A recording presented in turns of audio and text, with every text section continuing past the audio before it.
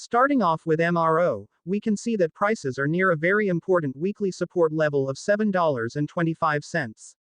The resistance level of $8.48 is what we will be keeping a close eye on, since a break above and close above that level on the weekly should take prices to our price target of $10.50.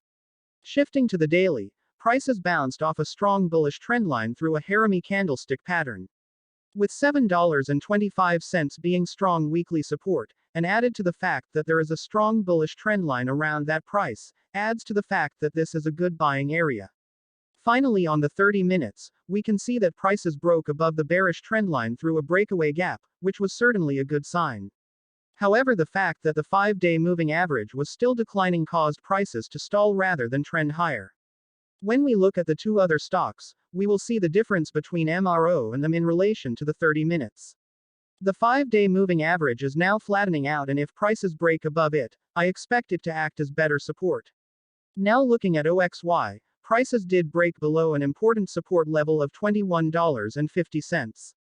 It's not clear how important that level was on the weekly, so let's look at the daily to have a better view of the price action.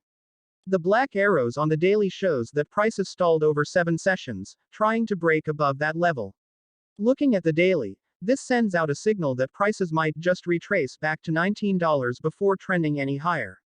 However, it's when we look at the 30-minute time frame that we get the idea that buying at current prices is actually a good low-risk entry.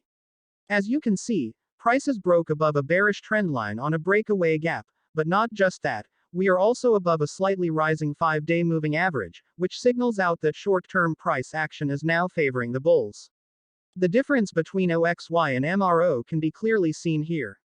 The 5-day moving average of OXY was already flattening out when prices gapped up above it, while the 5-day moving average of MRO was still declining.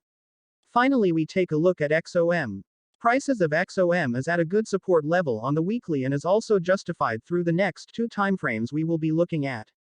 On the daily chart, we can see a fairly long-term trendline and a very steep short-term bearish trendline.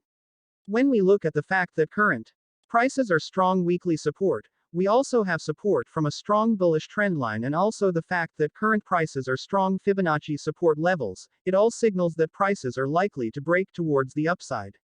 Finally, when we look at the 30-minute time frame, prices here broke above a bearish trendline on a breakaway gap, but not just that, the 5-day moving average is also flattening out, which is sending a signal that prices are likely to push higher.